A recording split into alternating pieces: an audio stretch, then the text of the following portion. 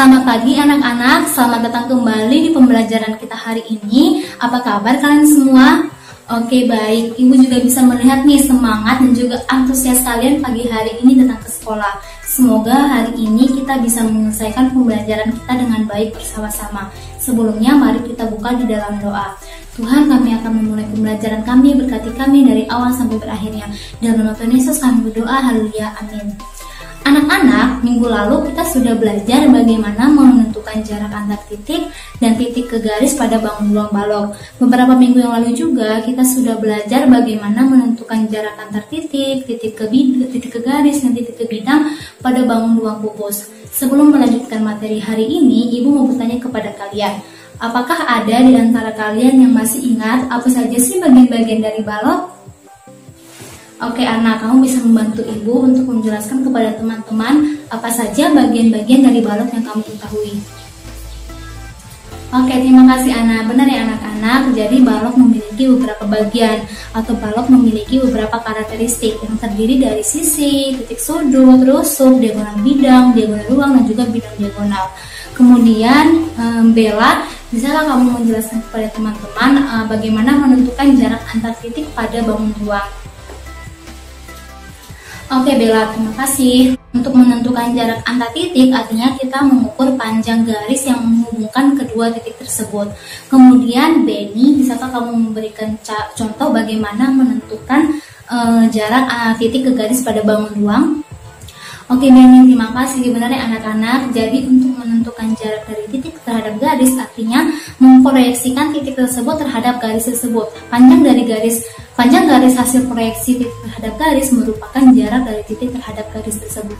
Nah anak-anak, hari ini kita akan belajar bagaimana menentukan jarak antar titik pada bidang. Sehingga tujuan pembelajaran kita yang pertama adalah kalian bisa menentukan jarak titik ke bidang pada bangun ruang balok. Dan yang kedua, kalian bisa bekerja sama dalam kelompok untuk menyelesaikan permasalahan terkait dengan jarak titik ke bidang pada balok. Jika kalian bertanya, kenapa sih kita harus belajar bangun ruang? Kenapa kita harus belajar menentukan jarak pada bangun ruang? Apakah ada kegunaannya di dalam kehidupan sehari-hari? Sekarang perhatikan gambar di depan.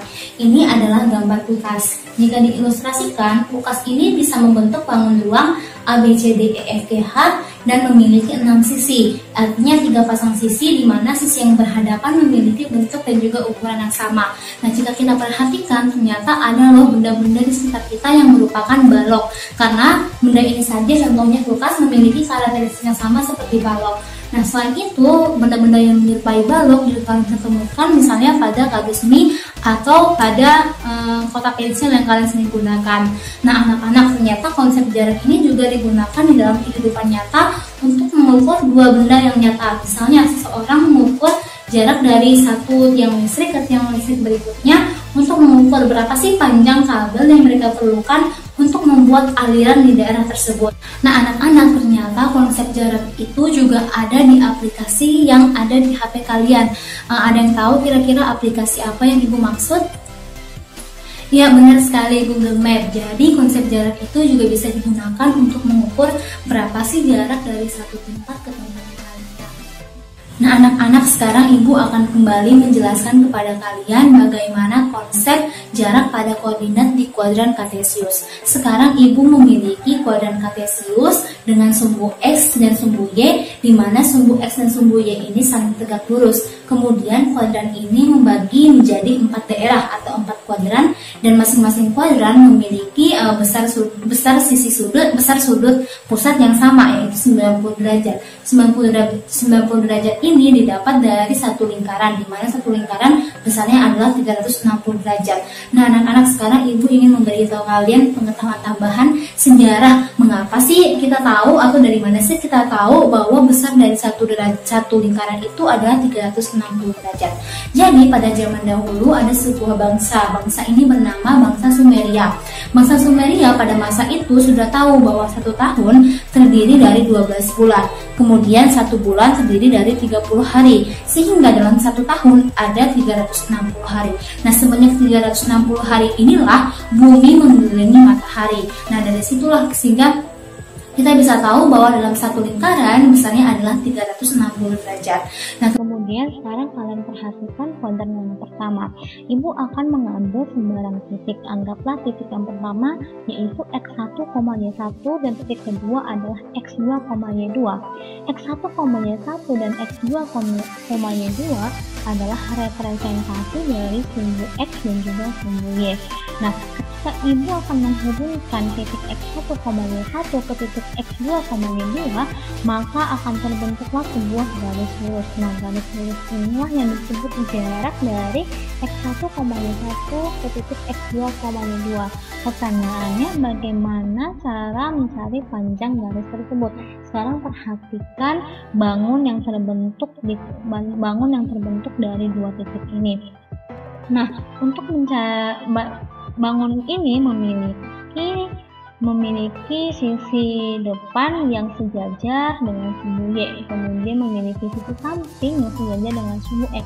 Karena kita tahu bahwa sumbu x dan sumbu y tegak lurus, maka kita dapat katakan bahwa garis ini pun saling tegak lurus, sehingga terbentuklah sebuah bangun segitiga siku-siku, di mana berdasarkan kaidah Pythagoras untuk mencari C ini. Nah, karena sudah terbukti bangun ini adalah siku-siku, maka kita dapat menggunakan kaidah Pythagoras untuk mencari nilai dari C, di mana C ini dilambangkan sebagai C ini adalah jaraknya. Dan pertanyaannya lagi, Bu, kenapa sih harus segitiga siku-siku?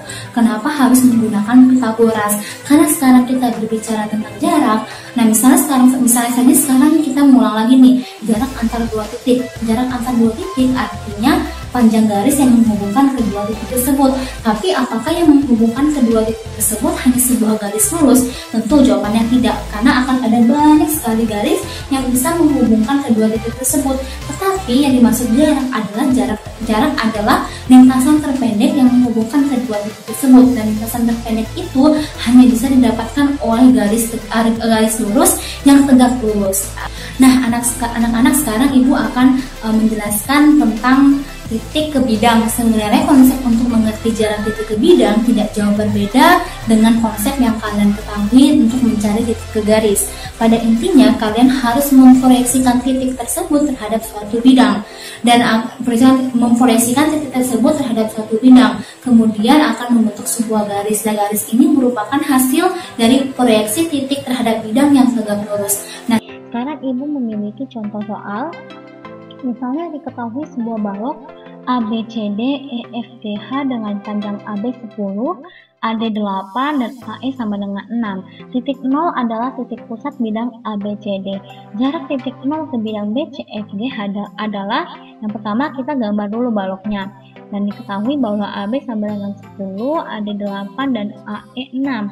Nah, karena dikatakan titik 0 merupakan titik pusat dari bidang ABCD, maka kita menarik garis dari BD kemudian AC. Nah, perpotongan kedua garis inilah yang merupakan titik pusat dari bidang tersebut. Maksudnya titik 0 itu berada. Sekarang kita fokus pada panjang BD. Nah, kita bisa mencari panjang OB dari garis BD. Nah, kita tahu bahwa OB adalah setengah dari BD. Sekarang perhatikan kembali gambarnya. Nah, untuk mencari BD kita bisa menggunakan segitiga siku-siku BAD, di mana kita tahu bahwa BD sama dengan setengah dari AB kuadrat ditambah AD kuadrat. AB kuadrat tadi adalah 10 dan AD adalah 8, maka panjang OB adalah setengah dikali akar 164. Akar 164 itu adalah 41 dikali 2, sehingga panjang OB adalah akar 41. Sekarang kita akan fokus untuk melihat panjang dari DR. Nah, sekarang kita perhatikan bidang sekarang kita perhatikan pada segitiga BCG.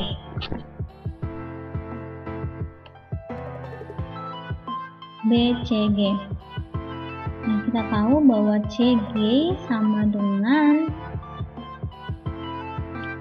BG sama dengan CG kuadrat ditambah BC kuadrat, di mana CG sama dengan 6 dan BC sama dengan 8. Jadi panjang BR adalah 5. Nah, sekarang kita akan mencari panjang RO.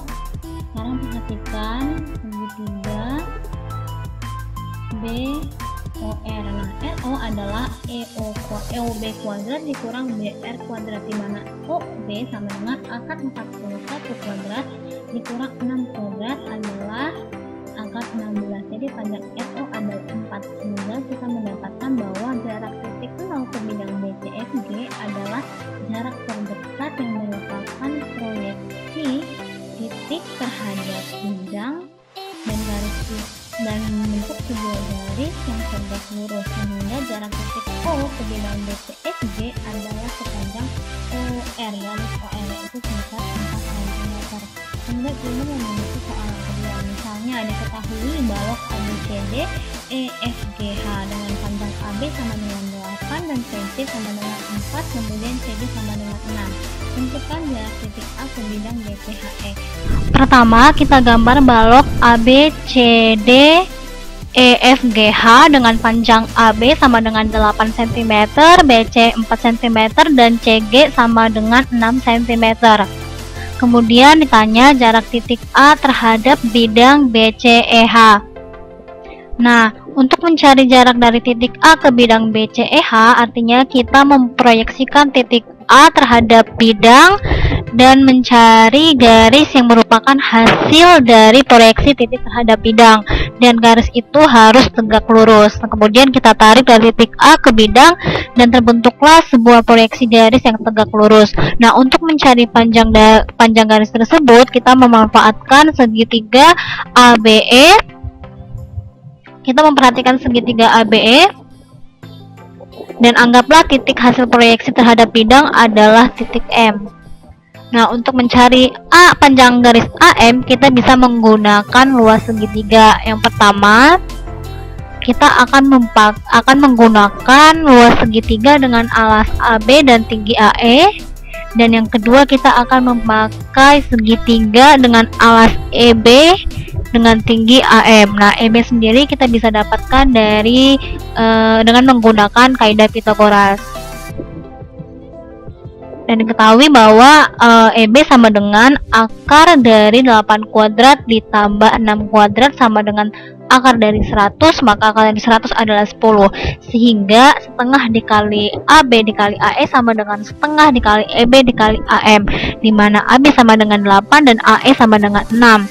Kemudian EB sama dengan 10 dan ditanya sama dengan AM, sehingga didapat 24 sama dengan 5 AM dan AM sama dengan 24/5.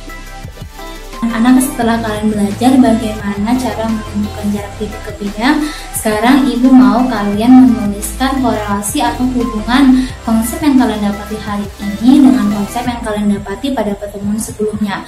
Nah, ibu juga tadi sudah tekankan bagaimana sebenarnya konsep titik ke bidang ini bisa dipahami hampir sama, bahkan bisa dipahami sama seperti konsep dari titik ke garis. Sekarang kalian tuliskan di buku masing-masing. Kalian tulis setiap poin-poin baru yang kalian temui, atau poin-poin yang sama yang kalian temui, atau kalian mencatat poin-poin. Oh, langkah seperti inilah yang harus saya lakukan terlebih dahulu sebelum untuk saya menentukan jarak dari titik ke bidang. Apakah semuanya sudah selesai? Oke, jika belum, ibu akan memberikan tambahan waktu 2 menit untuk kalian menyelesaikannya. Setelah itu kita akan masuk ke aktivitas kita selanjutnya. Oke, terima kasih anak-anak untuk kerjasamanya. Nah, sekarang aktivitas kita adalah mengerjakan permasalahan yang ibu akan berikan, dan kalian akan ibu bagi menjadi 4 kelompok. Sekarang pertanyaannya, apakah kelompok untuk mengerjakan tugas hari ini mau ibu yang tentukan atau kalian mau tentukan sendiri? Oke, jika ibu yang tentukan, maka sekarang mulai dari anak, kamu hitung dari 1, kemudian lanjut sampai ke temannya. Nanti untuk orang yang mendapatkan nomor yang sama, artinya mereka satu kelompok. Oke, jika sudah, sekarang silakan duduk sama kelompok masing-masing, dan ibu akan membagikan setiap kelompok soal yang berbeda. Tugasnya adalah kalian mengerjakan bersama teman-teman satu kelompok. Nah, ibu akan berikan waktu, kemudian di akhir nanti kita akan membahasnya. Tetapi cara untuk membahasnya, setiap kelompok akan mengirimkan satu perwakilan untuk maju ke depan dan menjelaskan ke depan. Nah, terima kasih karena kita sudah menyelesaikan pembelajaran kita hari ini. Terima kasih karena kalian sudah sangat semangat dan antusias sehingga pembelajaran kita benar-benar boleh berjalan dengan baik. Nah, sebelum kita mengakhiri, Ibu mau minta perwakilan 1-2 orang untuk menyampaikan kira-kira apa sih yang kalian dapatkan dari pembelajaran hari ini.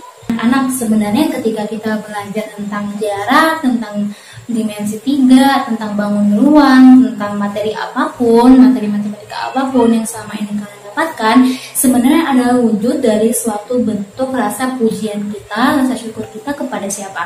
Kepada Tuhan kita yang telah memberikan kepada kita logika.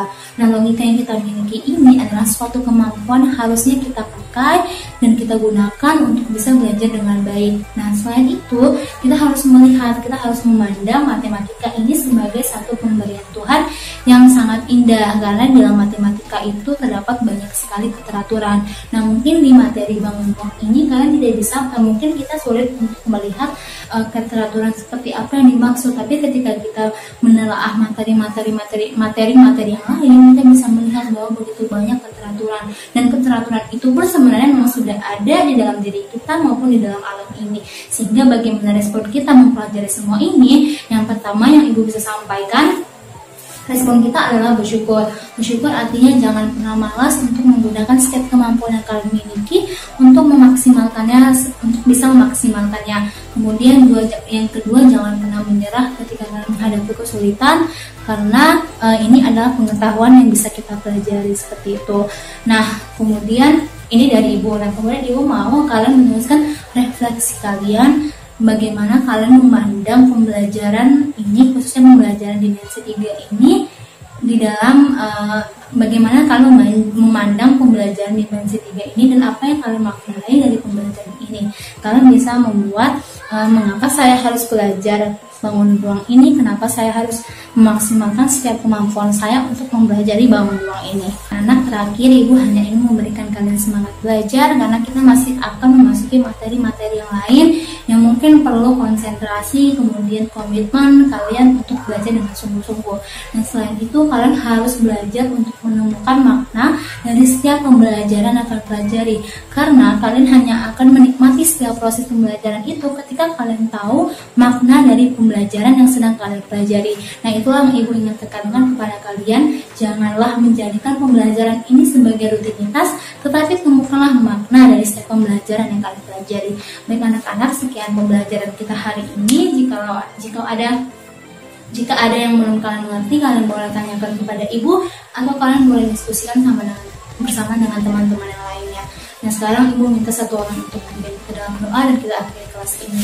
Kemudian di akhir kelas, ketua kelas tolong ambil tugas individu yang akan kalian kerjakan, kemudian akan dikumpulkan di pertemuan selanjutnya.